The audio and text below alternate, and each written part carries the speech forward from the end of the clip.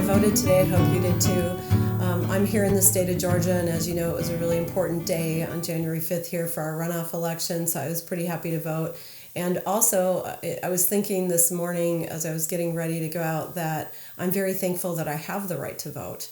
You know, my name's Susan Anthony. It's about every other day when I'm out in public that someone will say, "Oh, I just have to ask, is your middle initial B?" And I like to joke around with them sometimes and say, "No, but she was my great-grandmother." Truthfully, I, of course, married the name, but I do really admire this woman in our great American history. And so I wanted to tell you a little bit about her today.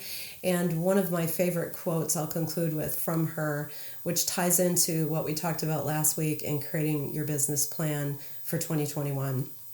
So after the Civil War in 1870, the 15th Amendment was ratified and added to our United States Constitution.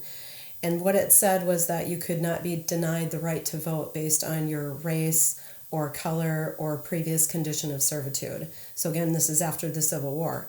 However, Susan B. Anthony opposed this and objected to it because it excluded women of all race or color.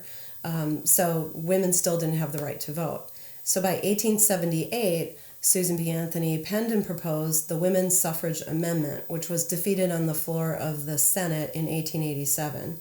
So 41 years later, think about that now, in 1919, the very same amendment that she penned was passed by the House and Senate, and on August 26th of 1920 became part of our U.S. Constitution, and that was the 19th Amendment. And I'll read it to you. It says, "The right of U.S. citizens to vote shall not be denied or abridged by the United States or any state on the account of sex."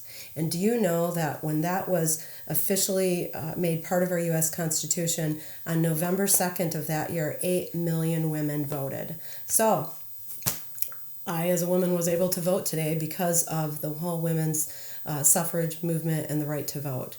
So one of the things that Susan B. Anthony says, is a famous quote of hers, is "Failure is impossible." So when we look at that, you guys, she knew that the movement that she and other famous women in history started was going to succeed eventually. It didn't happen in her lifetime, but she knew it in the core of her being, and she had great belief in that. And why? I think if you look at how this translates to you and your business plan, that second step I talked about last week in my first video was have a plan that has strategies and tactics. Why? Why do you need that? Because if it's detailed out, you can see it and then you can believe it. Napoleon Hill talks about that in his books as well. So as it relates to your goals, you have to be very specific. So for yourself as a leader, you also need to make sure that you've cast the vision so that your team understands the goal and they can see it. You might not realize that. You might get something started and not realize it in your lifetime either, or for whatever reason, circumstances change. But if you have bought into your goal and your team has bought into it and you have a very clear, concise picture, then it will happen for you. So I hope this was helpful for you today. Elevate your mind, elevate your thoughts, and elevate your dreams and goals. Thanks.